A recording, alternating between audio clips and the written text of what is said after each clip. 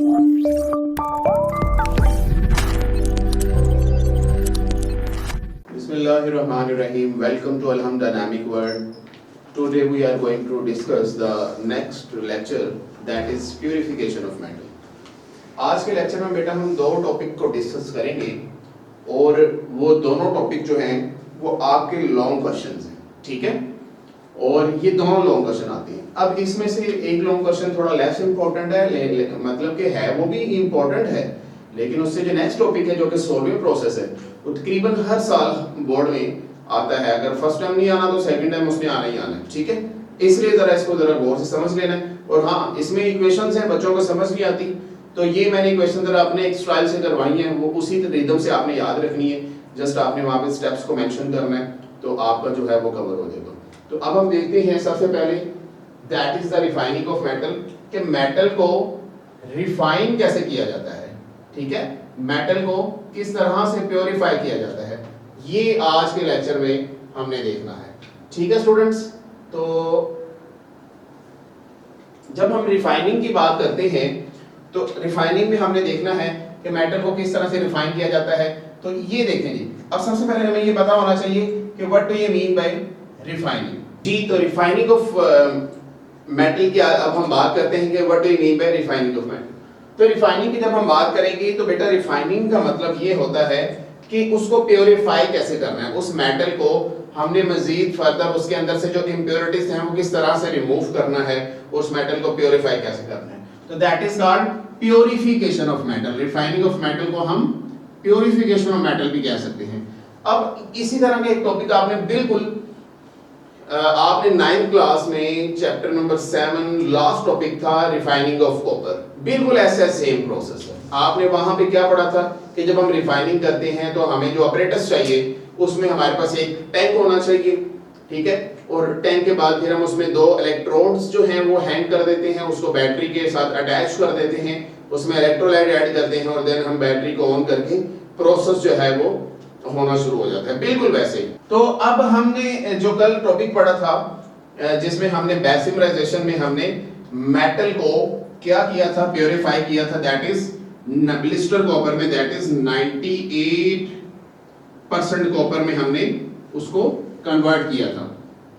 तो इस प्रोसेस में हमने क्या करना है, 98 से उस मेटल को ले जाना है 99.99% पे, मजीद इसमें से इंप्योरिटीज को हमने रिमूव करना है। अब हमने करना क्या है कि जो इम्प्योर मेटल होगी, जो हमने मेटल बनाई थी, यानी कि ये इम्प्योर है, ये उससे ज्यादा प्योर है, तो इम्प्योर मेटल जो है लाइक दैट, इसी को हम कर लेते हैं यहीं पे। फॉर एग्जांपल हमने कह दिया ये लेस प्योर है, जिसको हम इम्प्योर कह देते हैं। तो ये जो हमने कल मेटल बनाई थी ये इम्प्योर और ये प्योर, तो जो हमारे पास कल ब्लिस्टर कॉपर में जो हमारे पास इम्प्योर मेटल आई थी, हमने क्या करना है, उसकी स्ट्रिप्स बना देनी है, उसके इलेक्ट्रोड बना देने हैं, उसको एक्ट एज ए एनोड के तौर पे लेना है, ठीक है? बैटरी के बीन्स के किस टर्मिनल के साथ अटैच करना है, पॉजिटिव टर्मिनल के साथ। समझ में आ गया? तो अब हम यहाँ पे वही बात करेंगे। तो हमारे पास ये देखें जी, ये हमारे पास एनोड है पॉजिटिव, तो ये जो ब्लू कलर के मैंने बनाए हैं ये दोनों क्या है, एनोड। और ये जो मेरे पास रेड कलर का है ये मेरे पास क्या है बेटा जी, कैथोड है। अब बात यहां पे आपने ये याद रखनी है कि जो हमारे पास एनोड होगा वो हमने इम्प्योर मेटल का लेना है, एनोड किसका लेना है, इम्प्योर कॉपर, और जो कैथोड लेना है वो ऑलरेडी जो हमने रिफाइन किया हुआ कॉपर है, दैट इज प्योर कॉपर लेना है, और इधर इम्प्योर कॉपर लेना है, ठीक है जी? तो ये आपको प्रोसेस पता होना चाहिए। अब ये हमने लगा दिया, ये इम्प्योर कॉपर ये दोनों प्योर कॉपर, स्मॉल स्ट्रिप्स, काफी जो है वो थिन स्ट्रिप्स लिए हैं। अच्छा, अब हम जैसे बैटरी के टर्मिनल्स के साथ अटैच किया हुआ इनको ऑलरेडी, ठीक है, पॉजिटिव के साथ और नेगेटिव के साथ, पॉजिटिव टर्मिनल के साथ पॉजिटिव क्या आ गया नेगेटिव का नेगेटिव के साथ टर्मिनल्स पे आ गया कैथोड। फिर वैसे भी आपको पता है नेगेटिव चार्ज होता है और एनोड पे कौन सा चार्ज होता है, पॉजिटिव चार्ज होता है। सॉल्यूशन हमने डाल दिया इसमें कॉपर सल्फेट, ठीक है। कॉपर सल्फेट क्या करेगा, एक्ट एज ए मीडियम और इनके जो है कॉपर आयंस को मूव करने में आगे मीडियम प्रोवाइड करेगा ताकि वो कैथोड पे जाके डिपॉजिट हो जाए। तो अब होगा क्या, एनोड पे क्या होगा और कैथोड पे क्या होगा। तो एनोड पे होगी ऑक्सीडेशन, क्या होगी बेटा जी, ऑक्सीडेशन हो रही है एनोड पे। और वैसे भी नॉर्मली एनोड पे क्या होती है, ऑक्सीडेशन होती है नॉर्मली, और कैथोड पे नॉर्मली क्या होती है, रिडक्शन होती है। तो ये आपने याद रखना कि reduction at cathode and oxidation at anode. अब होगा क्या प्रोसेस, ये प्रोसेस यहीं पे समझ लें। कॉपर इलेक्ट्रॉन लूज करेगा और जब कॉपर इलेक्ट्रॉन लूज करेगा तो लॉस ऑफ इलेक्ट्रॉन को क्या कहते हैं हम, ऑक्सीडेशन कहते हैं। 2 या 3 इलेक्ट्रॉन ये लूज करेगा, अगर 2 इलेक्ट्रॉन लूज करेगा तो 2 पॉजिटिव चार्ज आ जाएगा, जितने इलेक्ट्रॉन लूज करेगा उतने पॉजिटिव चार्ज आ जाएगा। अब वैसे ही हुआ, कॉपर क्या कर रहा है, यहां से अपने इलेक्ट्रॉन जो है वो लूज कर रहा है और इलेक्ट्रॉन लूज करने के बाद ये देखेंगे कॉपर ने इलेक्ट्रॉन लूज किए, ये 2 इलेक्ट्रॉन उसने लूज कर दिए और जो कॉपर था वो खुद किस फॉर्म में आ गया, कॉपर आयंस की फॉर्म में आ गया।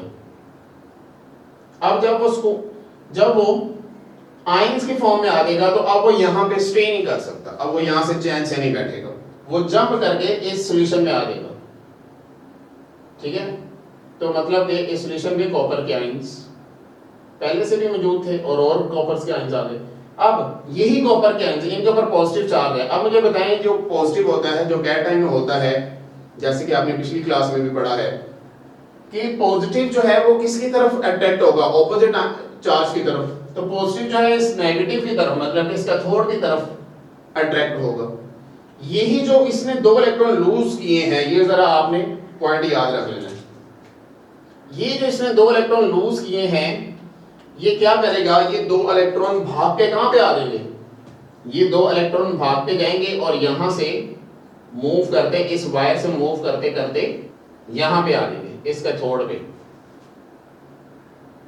यहां पे इलेक्ट्रॉन, लाखों इलेक्ट्रॉन जो हैं वो इस कैथोड पे आके इकट्ठे होना शुरू हो जाएंगे और इलेक्ट्रॉन गए आगे और फिर यहां पे इलेक्ट्रॉन भी, यानी कि कैथोड के ऊपर क्या आ गया, नेगेटिव चार्ज आ गया और एनोड के ऊपर क्या चार्ज आ गया, पॉजिटिव चार्ज आ गया। क्यों, क्योंकि वहां पे कॉपर की क्या हो रही है, ऑक्सीडेशन हो रही है।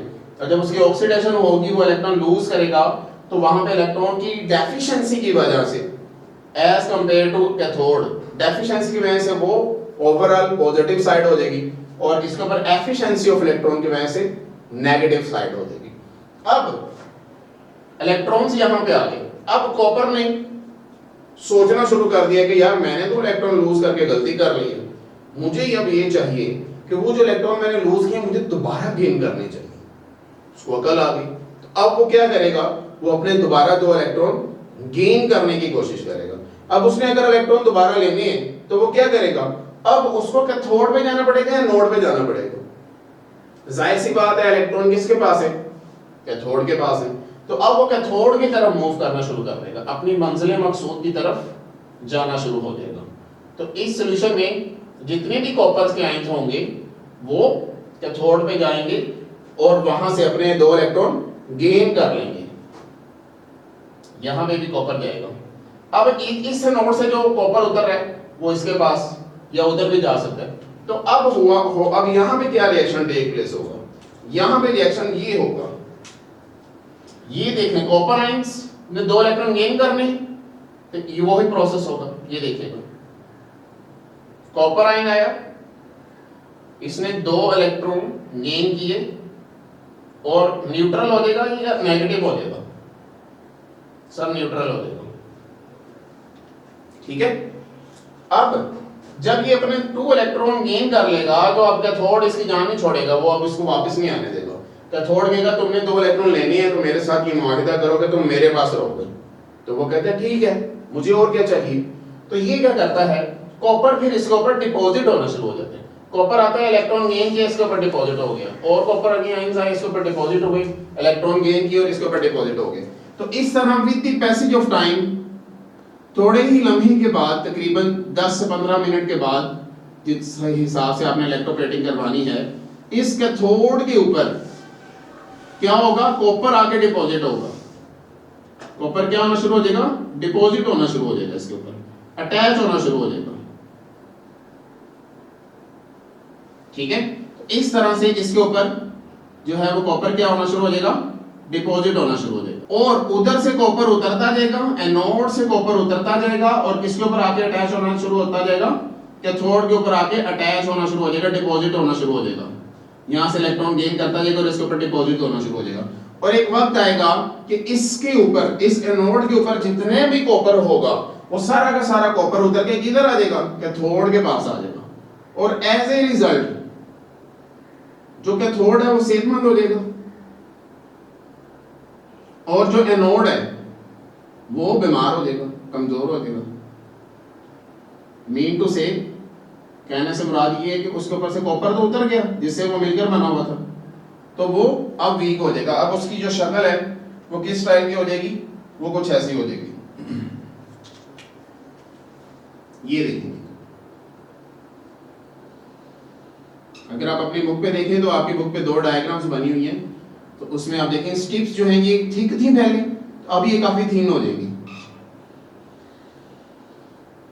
ठीक है, फॉर एग्जाम्पल यानी कि अगर मैं इसको रिमूव कर दूं इस ब्लू लाइन को, तो मतलब कि इसकी शक्ल ऐसी हो जाएगी। क्यों सर, ऐसा क्यों है, इसके साथ क्या वाकया पेश आया कि इसके ऊपर से जितना कॉपर था वो उतर गया। तो इस तरह से हमने किसी भी मेटल को प्योरीफाई करवाना है तो इस तरह से प्योर हो जाएगा। Is that clear? अब आपकी बुक में एक मिस्टेक यहाँ पे और जो मिस प्रिंटिंग हुई है वो ये ठीक कर लेना है। आपने चार्जेस ठीक कर लेने हैं। ठीक है, जो शुरू में थिन जो हमारे पास कैथोड है, जो ब्रिक कैथोड वाली डायग्राम है, उसमें आपने कैथोड वाली जो लाइन है उसके ऊपर आपने नेगेटिव कर लेनी है और एनोड वाली पे आपने पॉजिटिव चार्ज कर लेना है। ये जरा चेंज कर लें, जिनकी कलर्ड बुक है, जिनके ब्लैक एंड व्हाइट है, उसमें जरा थोड़ी सी चेंजिंग है तो ये आपने देख लेनी। जिनका इसी तरह से वो बिल्कुल एक्यूरेट है। ठीक है, तो ये चीज हमने क्या कर दी, रिफाइनिंग ऑफ मेटल कर दी। तो हमने क्या कर दिया, 98% कॉपर को 99.9% प्योर कॉपर में कन्वर्ट कर दिया। सर वो कैसे, वो इस तरह से कि कैथोड जो हमने लिए थे ना वो ऑलरेडी 99.9% के कैथोड बने हुए थे, तो उसके ऊपर मजीद कॉपर आके डिपॉजिट हो गया। क्लियर? तो जब हो गया डिपॉजिट तो इसके ऊपर से कॉपर उतर जाएगा और इधर आगे अटैच हो जाएगा। तो इस तरह से हमने कॉपर को रिफाइन कर लिया। हमने जो पूरा स्टेप जो हमने करने थे मेटलर्जी के, जिसमें हमने कंसंट्रेशन की, ठीक है, देन हमने उसकी एक्सट्रैक्शन की, उसके 3 स्टेप से गुजरे, फिर हम लास्ट स्टेप जो है वो रिफाइनिंग जो है वो आज हमने कर दिया। अब यहाँ पे एक शॉर्ट क्वेश्चन आता होता है कि ये जो हमारे पास एनोड है, जब इस एनोड के ऊपर से कॉपर उतर जाएगा तो इसके साथ जो इंप्योरिटीज हैं वो भी कुछ जो है वो नीचे गिर जाएंगी। ठीक है, उसको हम कहेंगे एनोड मड। ये इसके ऊपर से जो इंप्योरिटीज थी वो नीचे यहाँ पे इकट्ठी हो जाएंगी, क्योंकि ये एनोड से उतरी हैं, इसलिए इसे क्या कहा गया है, इसको एनोड मड कहा गया। तो ये आपका शॉर्ट क्वेश्चन भी है कि what do you mean bye anode mud.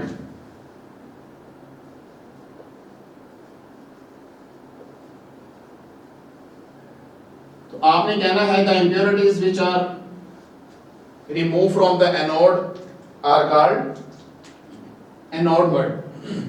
Sorry, और वो impurities किसकी हो सकती हैं, वो impurities डिफरेंट मेटल की हो सकती हैं, वो impurities सिल्वर की हो सकती है, वो impurities गोल्ड की हो सकती है। ठीक है, तो ये impurities भी जो हैं इस तरह की या कोई और मेटल की हो सकती है, वो हमारे पास नीचे आ जाती है, इसको हम एनोड मेट कहते हैं। तो ये हमारे पास बेटा आज का टॉपिक था रिफाइनिंग का। अब बिल्कुल आप लास्ट में देखें तो आपको एक फ्लो चार्ट डायग्राम नजर आएगी। उसमें क्या किया था हमने, सबसे पहले मेटल को कंसंट्रेट किया था मेटलर्जी में, कंसंट्रेट के बाद हमने उसको क्या किया था, डेसिमराइजेशन। कंसंट्रेशन में भी हमने उसकी ग्रेविटी सेपरेशन की, फ्लोटेशन प्रोसेस की, इलेक्ट्रोमैग्नेटिक सेपरेशन की, इलेक्ट्रोमैग्नेटिक सेपरेशन के बाद हमने उसकी जो है वो एक्सट्रैक्शन की। एक्सट्रैक्शन में हमने सबसे पहले उसकी रोस्टिंग की, रोस्टिंग के बाद हमने उसकी स्मेल्टिंग की, स्मेल्टिंग के बाद हमने उसकी डेसिमराइजेशन की। डेसिमराइजेशन में हमने 98% pure copper blister copper gain कर लिया। और लास्ट में हमने क्या किया, लास्ट में हमने उसकी रिफाइनिंग की और 99.9% हमने कॉपर प्योर कर लिया। Is that clear? तो ये फ्लो चार्ट भी आप जो है वो आप बना देंगे तो एक अच्छा इंप्रेशन हो जाएगा। तो let's start our next topic that is very very important, that is Solvay process. What is Solvay process? Solvay process क्या होता है? सोलवे प्रोसेस के जरिए हमने जो ये केमिकल इंडस्ट्रीज पढ़ रहे हैं, इसमें जैसे हमने मेटलर्जी की केमिकल इंडस्ट्री में हमने मेटल्स को प्योर किया, तो अब हम देखते हैं सोलवे प्रोसेस की इंडस्ट्री में हम सोलवे जो प्रोसेस है उसके जरिए हम क्या चीज ऑब्टेन करते हैं। तो उसके जरिए हम बनाते हैं सोडियम कार्बोनेट। ये आपने जरा जो है ये याद रखना है कि सोडियम कार्बोनेट और ये क्या चीजें हैं, ये दो तीन चीजें मैं बताना यहाँ पे मुनासिब समझूंगा। ये देखें, मुझे बताएं बेटा ये क्या है? दिस इज कार्बन और इसके साथ ऑक्सीजन लग गया तो कार्बन का ऑक्साइड बन गया, दैट इज कार्बन मोनोऑक्साइड। दो ऑक्सीजन लग गए तो कार्बन डाइऑक्साइड। अब तीन ऑक्सीजन लग गए तो that is called carbonate. Clear?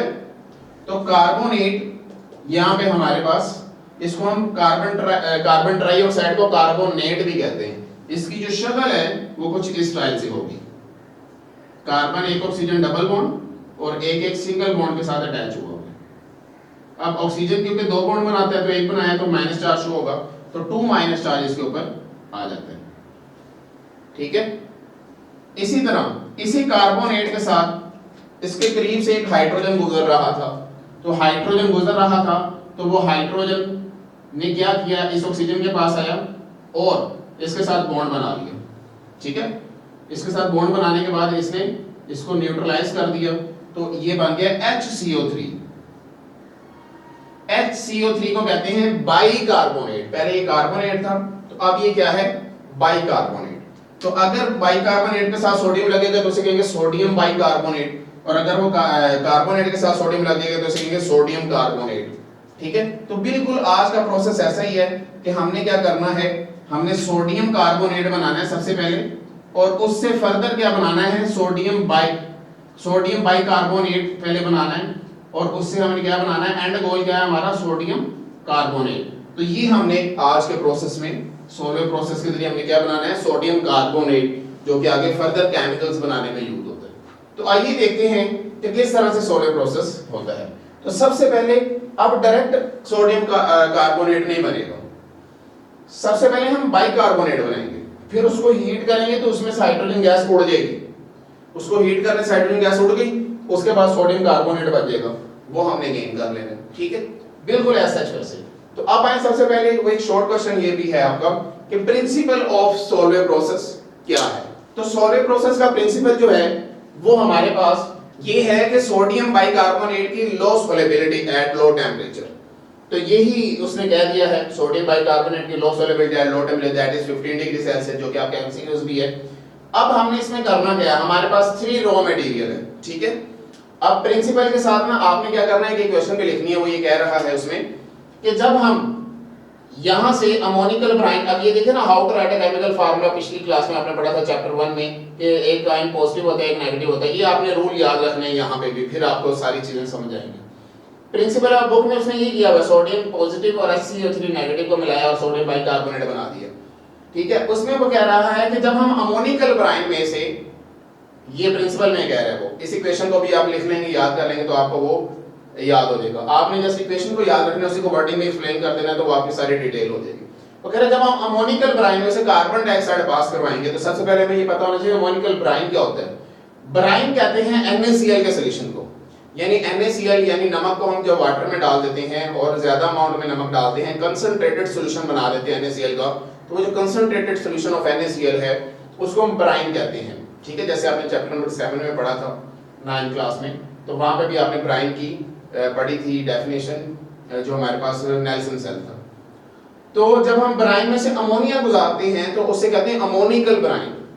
उसमें से जब हम फिर हम आगे फर्दर कार्बन डाइऑक्साइड गुजारेंगे तो ये हमारे पास अमोनियम बाइकार्बोनेट बनेगा, ये हमारा प्रिंसिपल है। अब ये कैसे बनेगा? It's not a single step reaction, इसके पीछे लॉट ऑफ रिएक्शंस हैं। अब हम उसको देखते हैं, ठीक है। कोई भी रिएक्शन जो लिखा हुआ है इसका मतलब कि वो सिंगल स्टेप रिएक्शन, बात वो सिंगल स्टेप रिएक्शन हमें नजर आ रहा होता है, लेकिन एक्चुअल में सिंगल स्टेप नहीं होता, वो मल्टीपल स्टेप भी हो सकता है।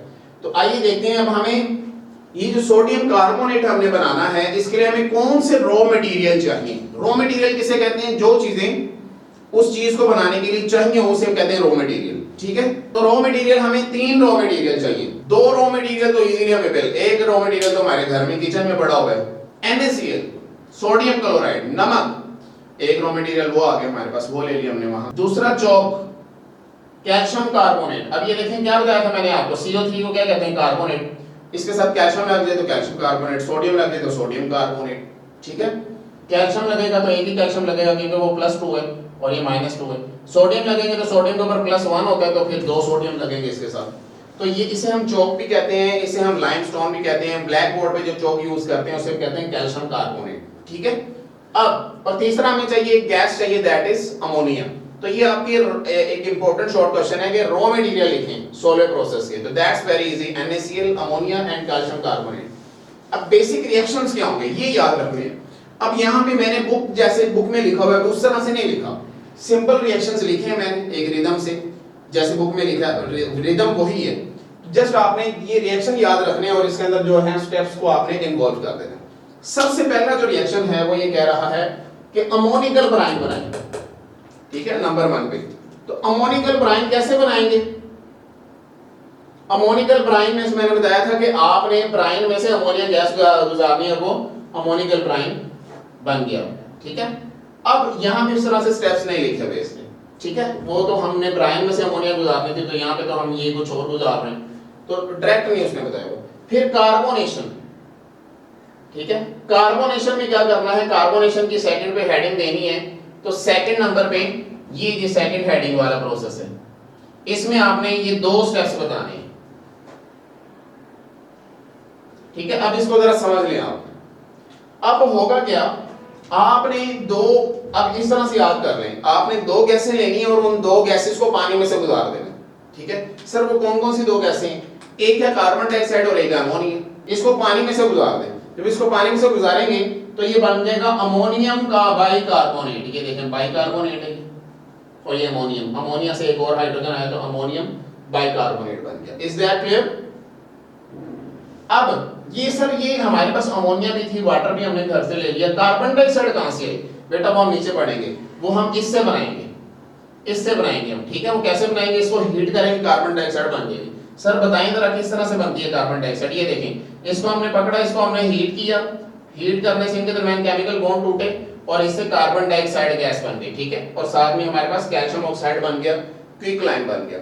अब ये जो हमारे पास जो है वो कार्बन डाइऑक्साइड बनी है, इसको हम यहाँ पे यूटिलाइज कर रहे हैं, ठीक है। ये कार्बन डाइऑक्साइड हमने ऐड की तो ये हमारे पास क्या बन गया? Sodium bicarbonate. अब आपने क्या करना है? सोडियम बाइकार्बोनेट के ऊपर नमक फेंक देना, ठीक है। जो हमारे पास NaCl हमारे पास है, ये इसके ऊपर हमने ऐड कर देना, नमक छोड़ देने देते। जब नमक इसके ऊपर पड़ेगा तो NaCl इसका रिएक्शन होगा और आपको पता है first portion positive then negative, ये पॉजिटिव नेगेटिव। अब होगा क्या?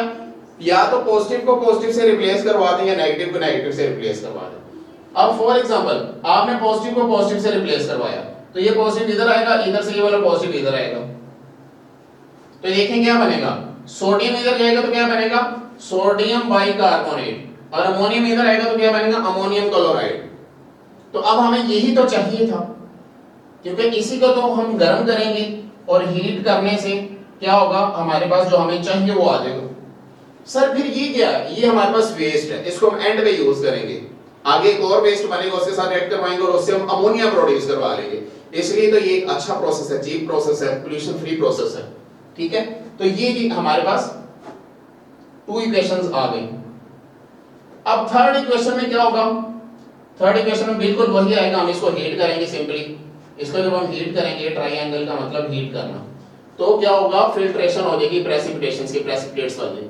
प्रेसिपिटेट्स इसके निकाल के, इसकी जो लो सॉल्युबिलिटी है वो हाई लो टेम्परेचर प्रेसिपिटेट्स निकाल के अब इसको हीट करेंगे। जब इसको हीट करेंगे तो हीट करने से क्या होगा, इसमें से हाइड्रोजन उड़ जाएगी, जैसे मैं पहले बताया वहां पे।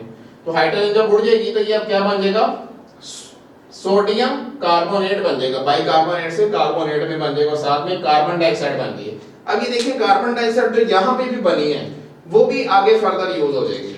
ये जो कार्बन डाइऑक्साइड है ये यहाँ पे दोबारा यूज हो रही है। तो आप ये देख रहे हैं कुछ ऐसी चीजें बन रही जो हमें रॉ मटेरियल में चाहिए थे, तो वहां पे इसलिए जो है ये क्या है, ये चीप प्रोसेस है, क्योंकि इसमें ज्यादा पैसे नहीं लगते। इसमें जो हमें चीजें चाहिए, जो हमें चीजें परचेज करनी है वो तो हमें यहीं से मिल रही है मैक्सिमम। हमें अमोनिया चाहिए वो यहाँ से मिल रही है, आगे रिकवरी हो जाएगी अमोनिया की। इसी तरह कार्बन डाइऑक्साइड चाहिए वो भी इधर से मिल रही है। नमक घर में पड़ा हुआ है, घर की खेती है। तो अब देखें तीसरे स्टेप में क्या होगा। अब यहाँ पे बेसिकली हमारा रिएक्शन खत्म हो जाता है, हमारा प्रोसेस कंप्लीट हो जाता है। हमें ये चाहिए था वो हमें मिल गया, अब हमें किसी से क्या लेना देना। तो तीसरे जो फोर्थ स्टेप में क्या हुआ, हमने जो कार्बन डाइऑक्साइड बनाई थी तो इस रॉ मटेरियल को यूज करें, गर्म करें और ये बन जाएगा।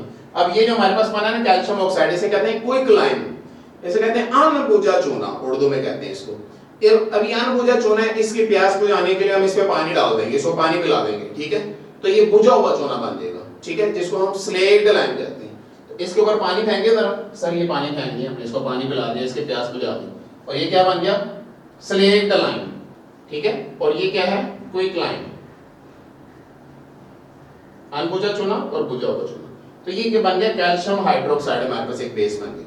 अब यहाँ पे ये भी हमारे पास पेस्ट है। तो ये देखें, ये नेक्स्ट स्टेप हमारा हो गया, ये फिल्ट्रेशन हो गया थर्ड में, थर्ड वाली इक्वेशन के साथ, फिल्ट्रेशन के बाद प्रेसिपिटेशन के बाद देन कैल्सिनेशन, ये कैल्सिनेशन कर ली। अब पांचवें में क्या है, precipitation of carbon dioxide and calcium hydroxide. तो देखें फिफ्थ स्टेप में हमने ये किया कि हमारे पास ये बन गया, हमारे पास कार्बन डाइऑक्साइड बन गई यहाँ पे, और यहाँ पे हमने ये फोर्थ फिफ्थ स्टेप में हमारे पास ये दोनों बन गए।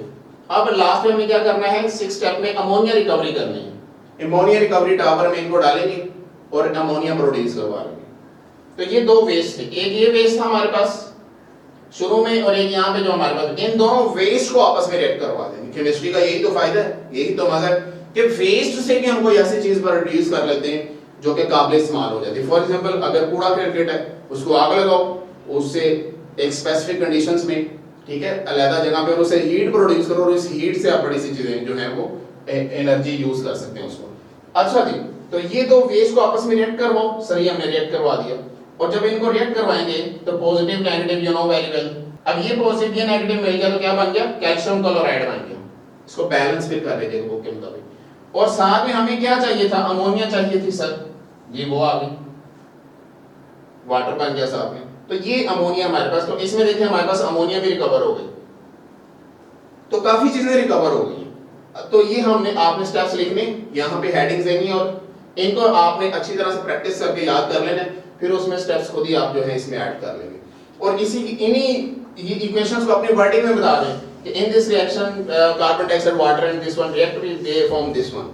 अब एडवांटेजेस देखेंगे, एडवांटेजेस क्या होता है, चीप प्रोसेस है। सर चीप प्रोसेस क्यों है, वो आपको पहले बता दिया। फिर रिकवरी हो जाती है इन दोनों की, पोल्यूशन फ्री है, कोई पोल्यूटेंट नहीं बन रहा, कोई पोल्यूशन नहीं हो रही, कोई वेस्ट मटेरियल नहीं बन रहा, और प्योरिफिकेशन जो है वो मैक्सिमम है जो हमने सोडियम कार्बोनेट बनाया है। और लास्ट वन, इसमें जो फ्यूल की कंजप्शन है वो बहुत ज्यादा कम है, ठीक है। तो this was our today's lecture. ये अलग से एडवांटेजेस का शॉर्ट क्वेश्चन है, तो ये इंपॉर्टेंट 3 लॉन्ग क्वेश्चन, इसको अच्छी तरह से करना है। This was our today's lecture. Okay बेटा, अल्लाह हाफिज।